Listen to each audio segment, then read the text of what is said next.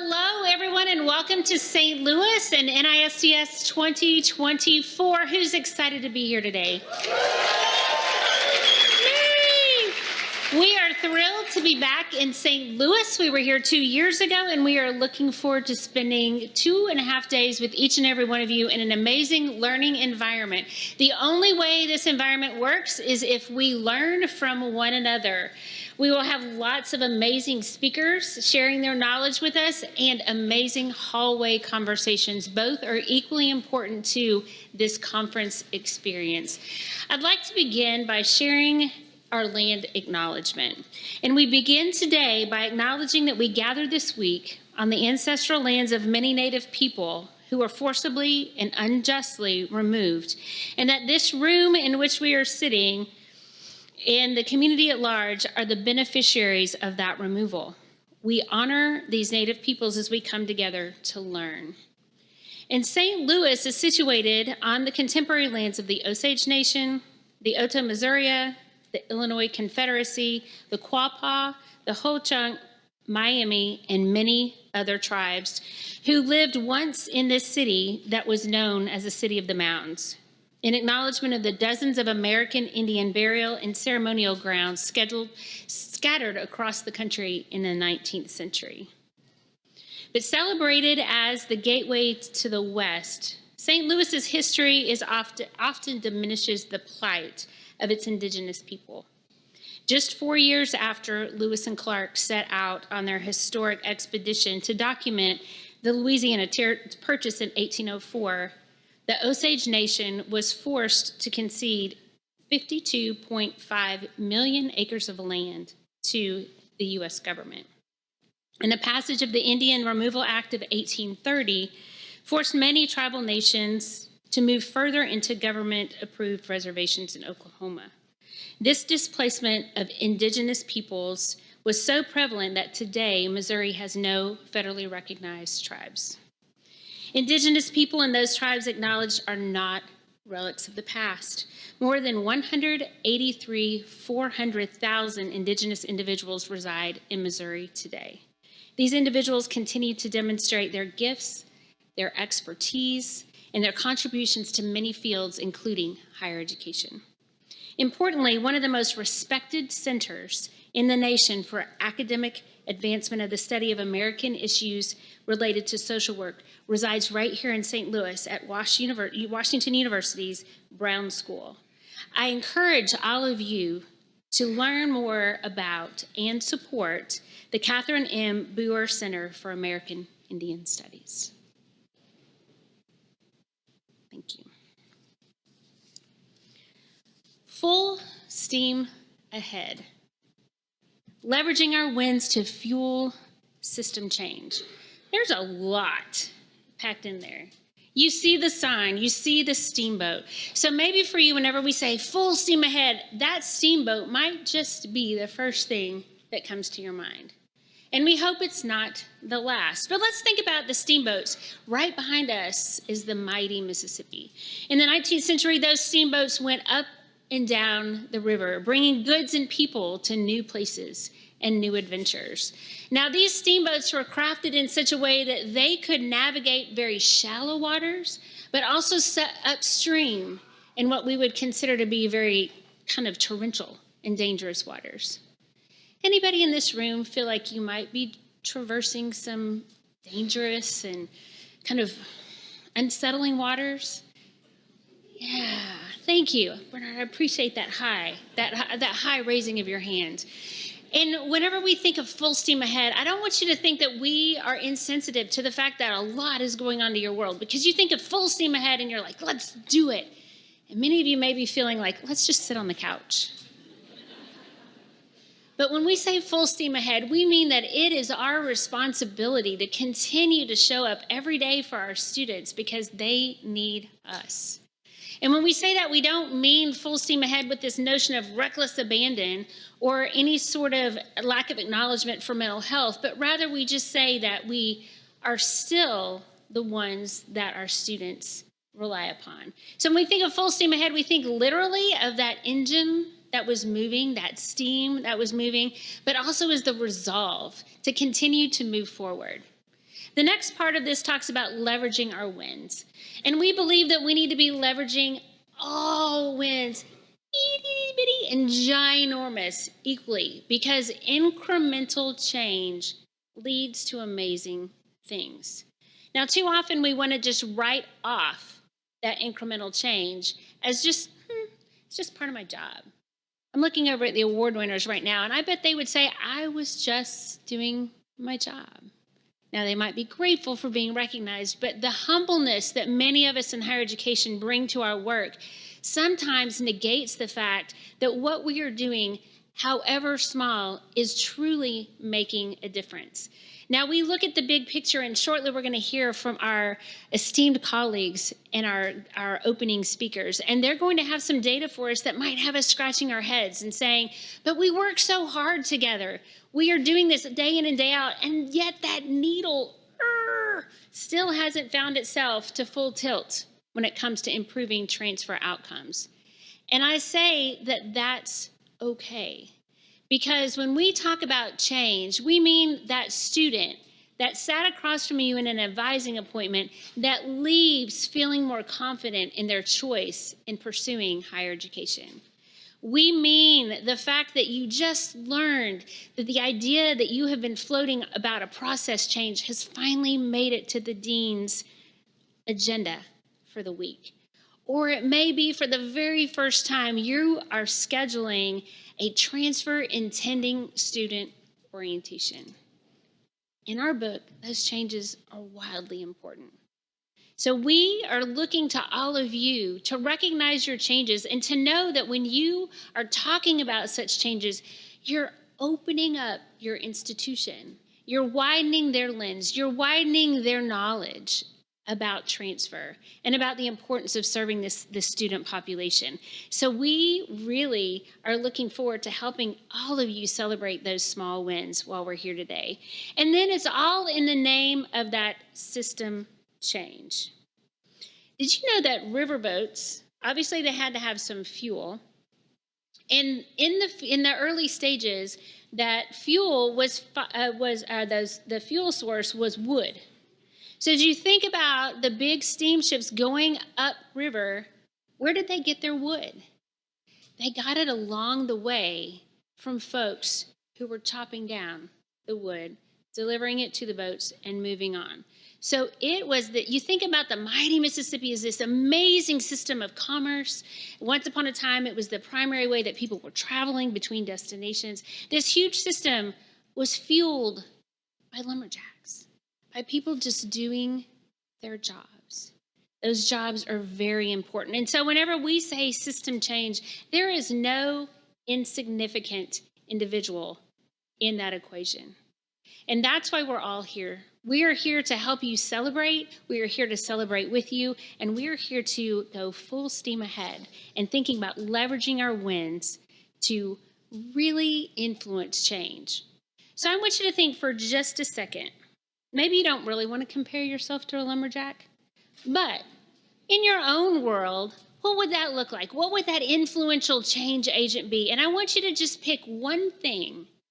Because, we come to these conferences, there's this thing about the conference person that you want to be and then the conference person that you bring to the setting. You know how that is. So I'm just going to give you permission to throw away that perfectionistic person that's going to come with all the typed up notes and come back to the staff, but rather just pick that one thing that you might want to change in your immediate sphere or maybe a little bit larger. And then I want you to really ask yourself a couple of questions about that change that you want to see. First of all, what is it? Second of all, who am I bringing along for the ride? And third, and this is kind of different, but where can I set aside competition and opt for collaboration? Because for transfer success to be a reality, partnership is paramount.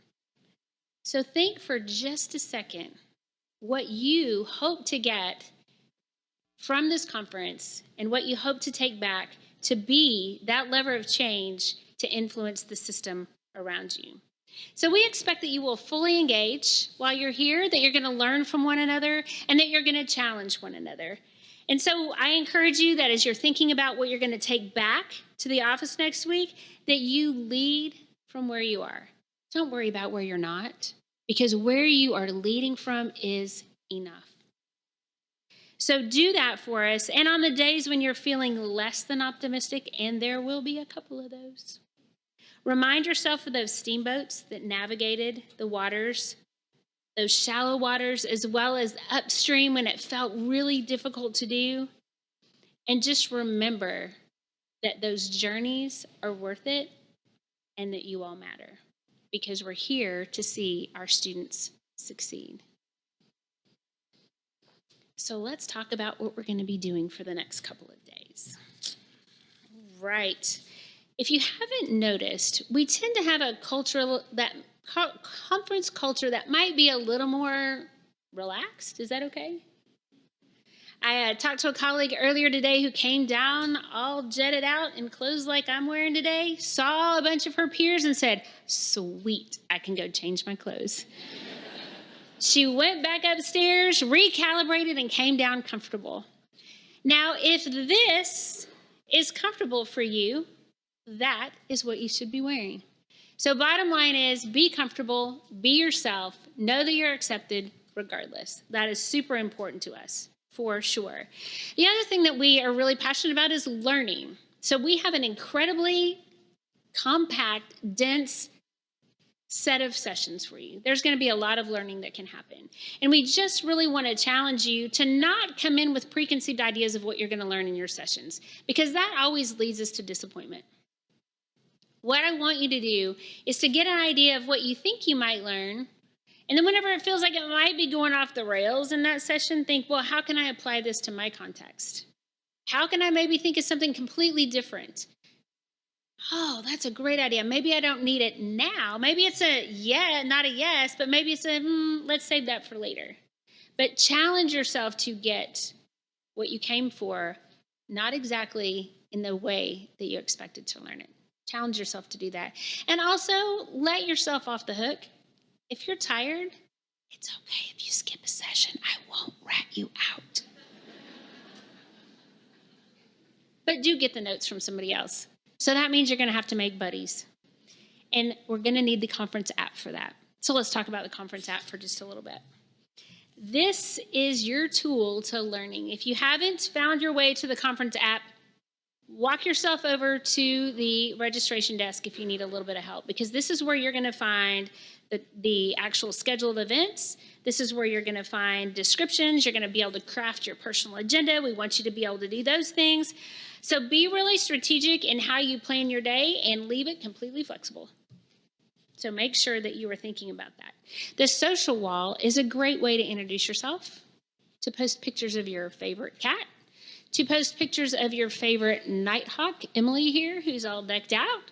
So make sure that you're utilizing that space, because that's how you're going to get to know one another, and that's really important to us. I want to give a little shout out to our local arrangements committee, who has taken the pressure off of where do we need to go to eat. There are tons of opportunities for you. Just take a look in the conference app under fun things to do in St. Louis. All right. There are a lot of people that help us do what we do. And the first group that I would like to acknowledge, and you'll find these folks in the app too, is just we want to take a minute to recognize our sponsors and our educational partners. We'd like to thank them for supporting us, not just here, but also all year round, because the financial support that they provide to us allows us to do the projects that we do year round, and we're very grateful for that. We are specifically and exceptionally excited to tell you that College Source, Degree Site, and NACAC are our platinum sponsors. And we encourage you, you've seen them all. If you come and visit your sponsors during the time that we have in between sessions. So please be sure and spend some time with those folks. All right, so more people that we need to recognize today. Let's be real. If we didn't have this group of dedicated folks, y'all wouldn't be here. So let's start with our amazing conference committee folks. If you didn't know, we have a conference committee that plans the things that you would do here locally, the local arrangements committee. We have a networking and engagement committee. You'll see lots of things from them on the social wall, and they're responsible for that great whiteboard out there that is already multicolored, and thank you for doing that. Those prompts will change often, so go back to that board. And then we have a very important curriculum committee that helped really design what you're going to be engaging with your learning this week. So we're very excited about that. Just if I could, if there are any committee members in the room, if you wouldn't mind standing and being recognized. Thank you. You all are fabulous. And you know, we have a hotel and they have a staff. And that staff is top-notch. And their leader this week is Amy. And we are grateful for having Amy as our conference liaison. And we are super grateful for her staff. Like I said, we've been here before, and they seriously know how to take really good care of conference participants. So when possible, please take a moment to say thank you, look them in the eye, and let them know that they're important. So saving for the best for the last, I would like to recognize the NISTS team. So Emily Cottrell, our conference lead. I would also like to thank Judith Brower, Joe Risby, and Mark Harvey, who are all on site with us. And a huge shout out to our student staff, who are probably still a little bitter that they're not here, but they are holding down the fort at UNG. But I want to say hello to Melissa Brown and Carly Tootle. They worked really hard to get us here today. We also have some special guests with us, and in particular, I would like for members of the NISTS Advisory Board who are in the house to please stand and be recognized. There are a couple there around. So these are influential higher education professionals, and they are a valuable resource to all of us, and pretty awesome humans.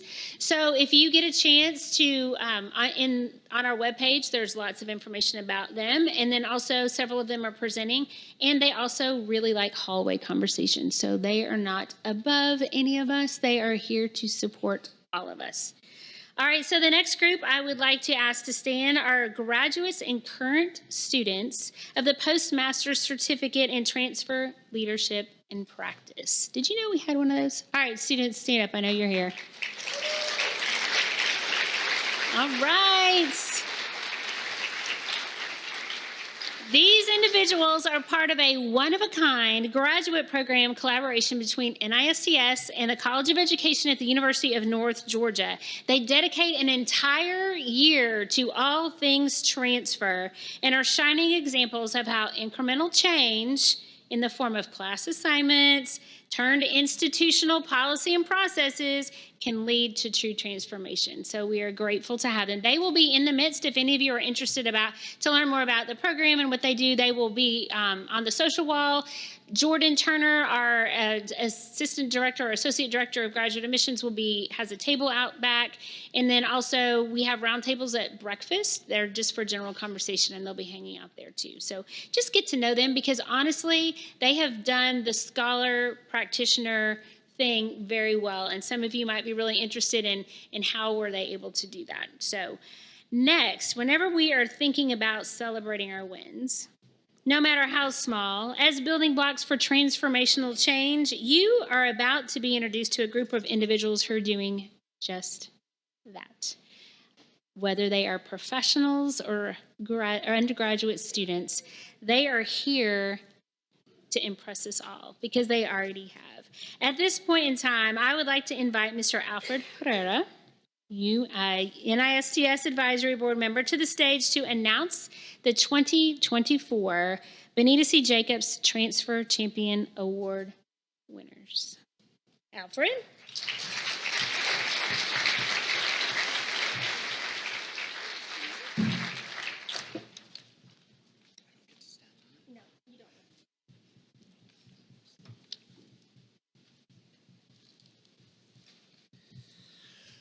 Good afternoon.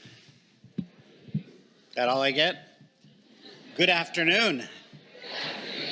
Better. You're waking up. It's beautiful, right? How many of you were here 2 years ago? Raise your hand. A few. Remember the snow? And the snow? And the snow? And it would never go away, and we got stuck, but we had a great time and a great conference. How many of you were in Portland last year? Remember the snow? And the snow? And the snow. So last week when I looked up what the weather was going to be like, they were going to get 6 inches of snow. And I thought, oh no, not again. But look at what happened. Fortunately, we had a beautiful, beautiful few days so far. So, as Janet mentioned, my name is Alfred Herrera. I'm in the advisory board, and I am a very recent, very happy, very excited retiree from UCLA.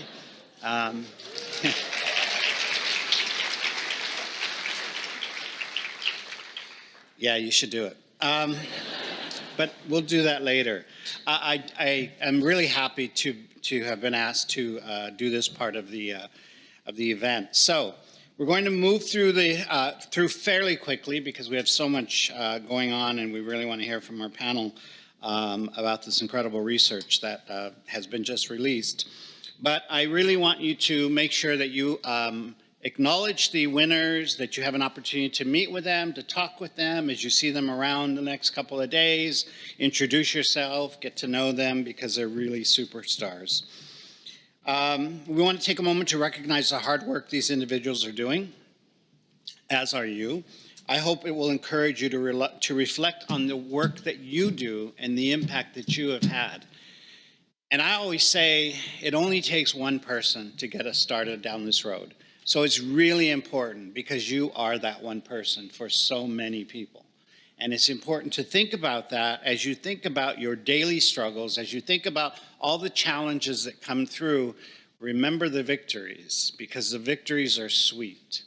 And when you look at some of these people that are out here that have been a part of your team or students and so on, it's beautiful.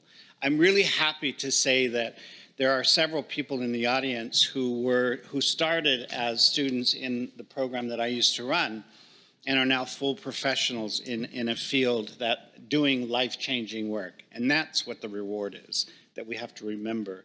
It's really important to acknowledge.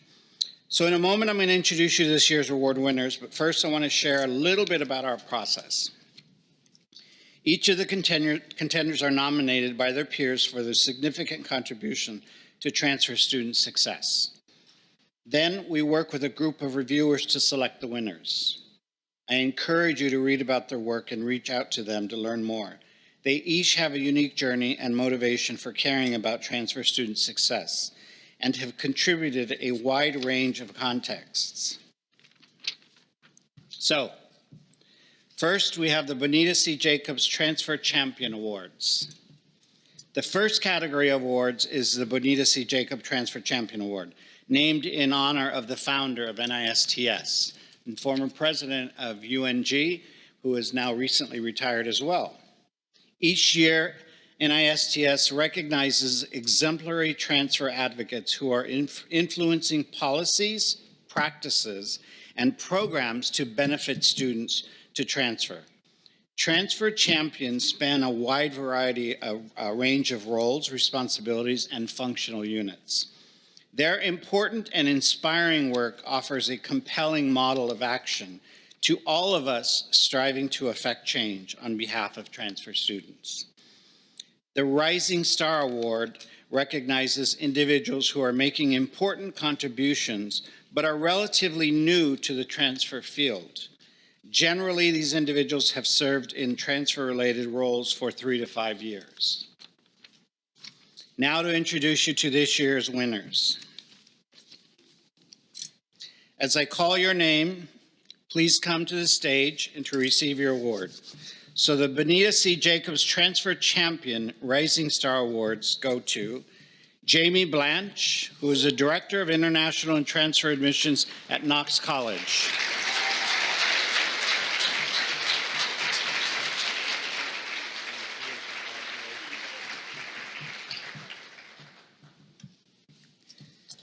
Nan Young Perez Uribe is the transfer coordinator at University of South Alabama.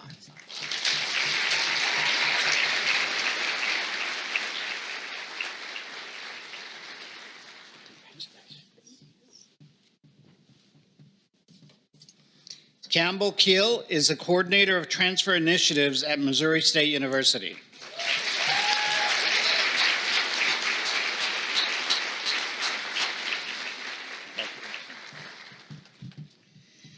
Our fourth awardee is not able to join us. Heather Domonoske is Assistant Director of the Transfer Center and has recently moved into a position with Career Services at California State University, California Polytechnical State University.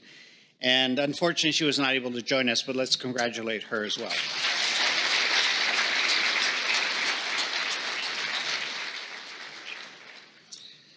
So let's move on. Let us recognize the 2024 National Transfer Student Ambassadors. These are the people that you're going to see in these positions in the next very soon future. Transfer students are the heart of our work, and NISTS prioritizes listening to students and learning from them. I always say, how could we be talking about students if we're not including them in the conversation? And so it's really important to understand and to listen to the students. So here we go. Ashton Husband is a student at the University of Mississippi who graduated in December last year.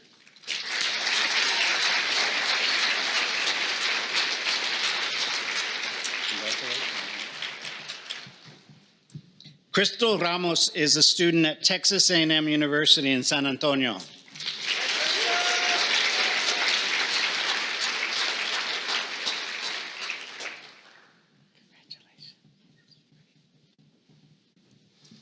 Emily Hernandez Alzamora is a student at the University of Utah.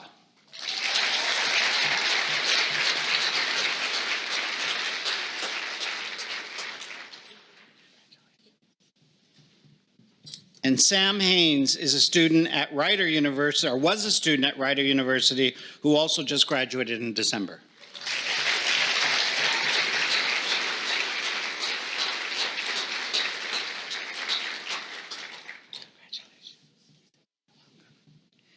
Let's give a round of applause for both sets of our awardees.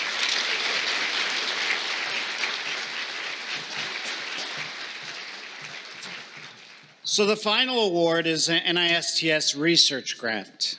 The transfer field thrives when intentional, rigorous inquiry is conducted and applied to practice.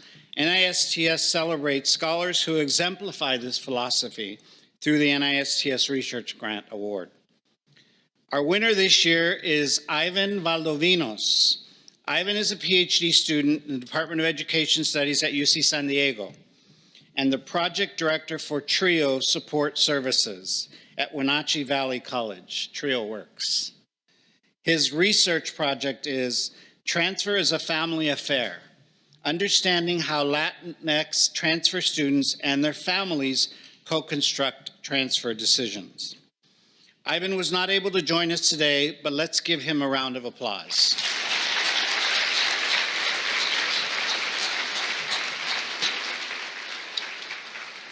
And now let me turn it back over to Janet. All right, thank you very much, but don't go anywhere, sir. All right, Alfred mentioned to you that he is retiring, and this award has been a long time coming. This is not a congrats on your retirement award. However, it is a brand new award that may never be awarded again. It is, as you see here, the quintessential transfer advocate. For those of you who know Alfred, he's been doing this work for over 40 years and doing so in a way that is unabashedly outspoken. We know that advocates are not only mouthpieces, but in action and in deed, they are constantly bringing to the forefront the important issues related to their population of interest. And we are so grateful that his population of interest, among many others, is transfer students. So, Alfred, congratulations on your quintessential transfer.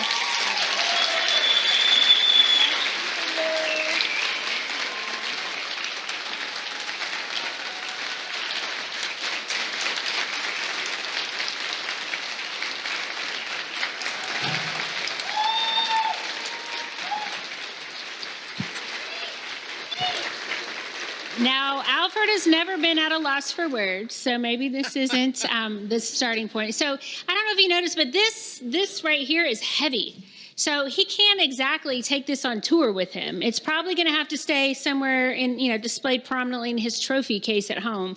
But so that he will always remember advocacy and the voice behind it, we have brought the golden mic. And it says, "Thank you for your unwavering support of transfer students, Alfred. Put in your suitcase, take it everywhere you go." Oh my God, look at that. That's so cool. So would you like to say a half a word? Or two? Yeah. I'm known not to ever be speechless, but I won't give a long speech. I will just say, first and foremost, thank the Creator for allowing me to be who I am and to do the work that I've been doing for so long. Of course, my mother and father, and then most importantly to Richard, my late husband, who was the inspiration behind all of the work that I did for the 42 years that I worked at UCLA. It is truly an honor to be able to say that the work that you do was heart work. To be able to say that the reason that you do this work is not because you get paid a great salary, because if you're in education, you don't get a great salary, but it's because you do it because it has to be done. When we talk about the work and the critical importance of it, and we talk about social justice, and we talk about equity, we're talking about our students. So it's really important never to forget why we do the work, how important it is, how critical each of you are in that work. You can be very challenged with all of that's going on, and I won't name the states, but there are some states that are trying to do things that won't allow us to do the things that need to be done. And my comment about that is, you can change the name of what needs to be done, but you can't change the heart work that has to be done. So you do it from within. And if you want me not to say this word, I'll find another word, but I don't care what you call it, it's the work that has to be done. So continue to do the work, continue to be who you are, continue to stand up. Remember the students that just received this award, because they're going to be standing up here in a few years doing that. Remember why you do the work. Remember who you are, and remember where you come from. Thank you all very much.